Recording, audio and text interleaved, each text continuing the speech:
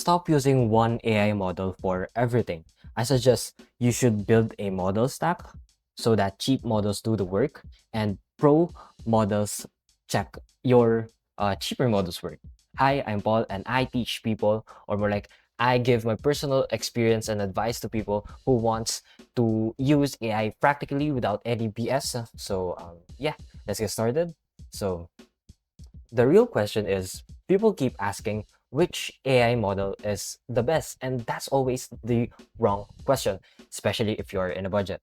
The right one is which model is good for this type of job. So different tasks need different models. You know, having a really good stack beats one Opus 4.8 every time. But if you do have the unlimited budget, why not just use Opus 4.8? You can just leave the video, I guess. So what we're covering is 5 model roles.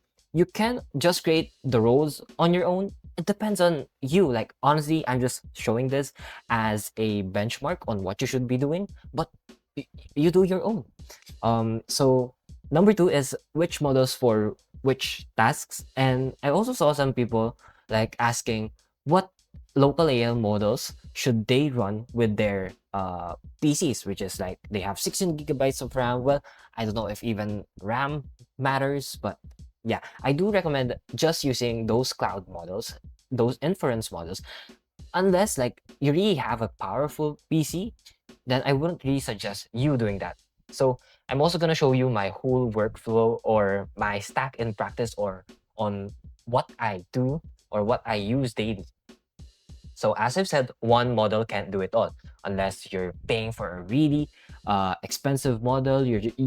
If you can afford the $200 Claude Max, then why not just use that for everything, right? But of course, for us, we're just using Hermes agent or whatever. So yeah, so strong reasoning models are slow and expensive for small work. Let's say uh, you just want to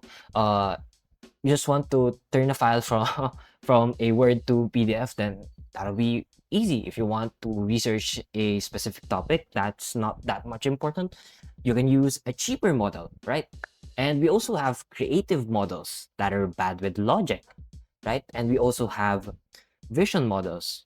See, it's all a kind of a mess. So what I thought was like a weaker model with specific tools or like has specific skill set beats a stronger model with like if you're chatting it on like on the plain ChatGPT plus. So yeah. So here are the 5 model roles that I thought of, which is like the cheap fast model first, the strong reasoning, the creative model. Actually, you can just screenshot this. I wouldn't really want to explain all of this since I'll be explaining my own stack, I guess, but you could just feel free to screenshot this and do whatever you want. Now, which model for which tasks? So for your daily questions, if you just want to yap daily, because I always yap to my AI agents daily, like what I want to do. Now, if it's specific, if it's on a, if I want to plan something important, like let's say about this channel, I want to look for some competitor channels or what they're doing, what content ideas should I be doing, then I should be using a higher reasoning model. But if it's not that important, why not use the cheap and fast model to get things done? Because here in this channel, we just want to get things done. We want to get the work done. That's it. So if you want like for example, I didn't really use a creative model for this one, so I don't know if my video would get a lot of views with this one. So yeah, it depends. So for vision, I just use Gemini, but you have MiMo 2.5 too. So I'm gonna be explaining this really fast for these ones, but what I would recommend to you is just don't force local models. Okay, if this model can run that, that's fine. But as far as I know, like if your work, like if whatever your work is, all of them, like if it can't be trained on a, if you don't want your data to be trained, then things would get pretty much expensive. But if you just want to run Gamma, then I'd recommend that. So I had an AI create the slides. So um yeah, I mean, like, feel free to slide it. Like, I just read them, but for now, like, I'm explaining the video. I wouldn't really want to explain all of this now, since like what I would recommend is just use DeepSeek. Um, I think Mistral also, but I don't know if that's really a good model. But right now I'm using OpenCodeGo. So we have 32 gigabytes of RAM.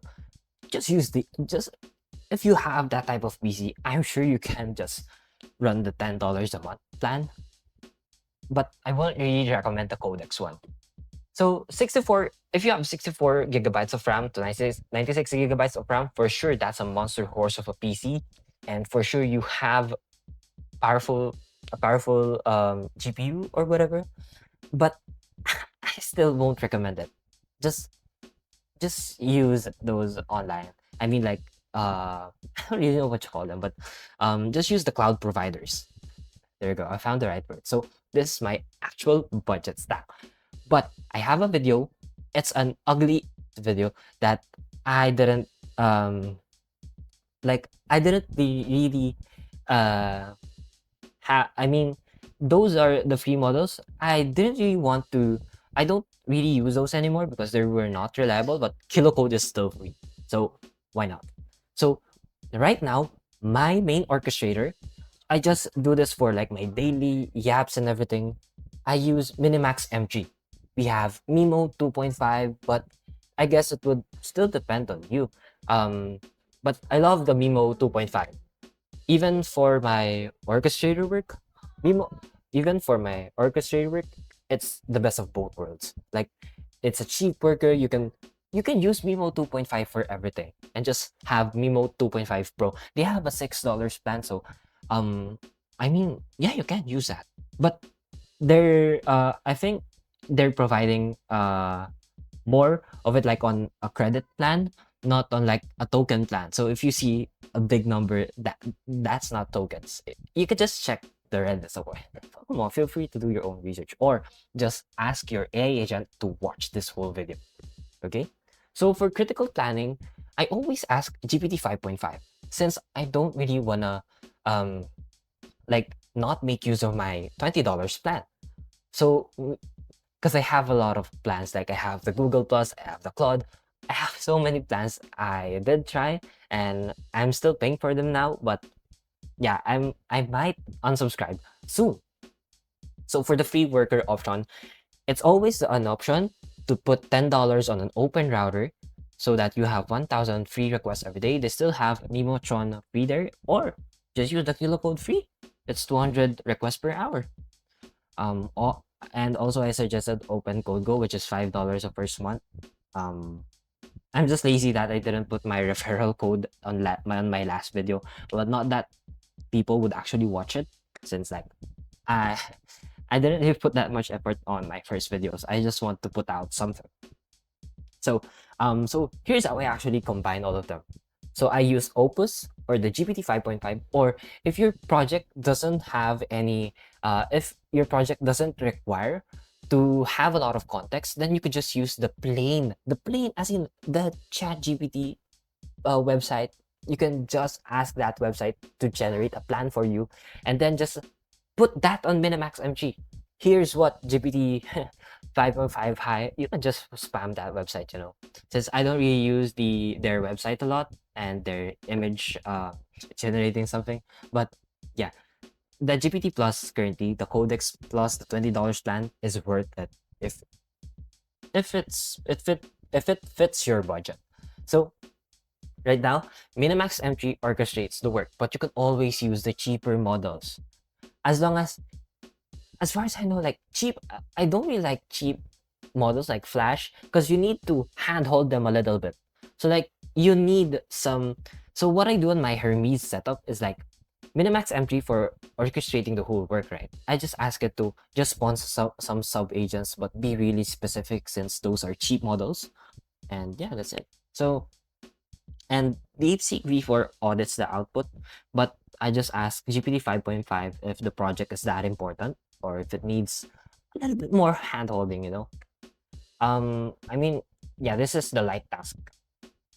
Like use Minimax and then Mimo 2.5 to ship all of them. And just Minimax M3 to check it, you know? So if you're starting today, don't get too tempted with people running their own big server hardware.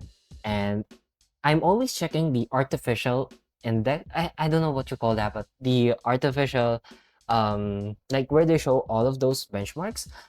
Because like it's very different from practical work. Like if you really want to get things done, you should try those models. But again, if you don't have the time to even try those models, then don't try it. Just use what I gave you first, what framework I gave you first, and if it works, it works. Right? No need to make your life much harder than it is. And you can always start free. Especially for those students who are watching this video, just use that. Come on, it will get things done. And you can figure out which model is good at. You know, this is on based on my own experience. So you could basically just try and research, try those models on your own. But do upgrade if you really hit the bottleneck and you can afford it. So that's it for this video. Subscribe and I'll post more practical AI, practical usages of AI. And yeah, I'm not a guru, I'm not an expert or anything, and I don't know what my MiniMax M3 made for this video, but yeah, that's it for today. Bye guys.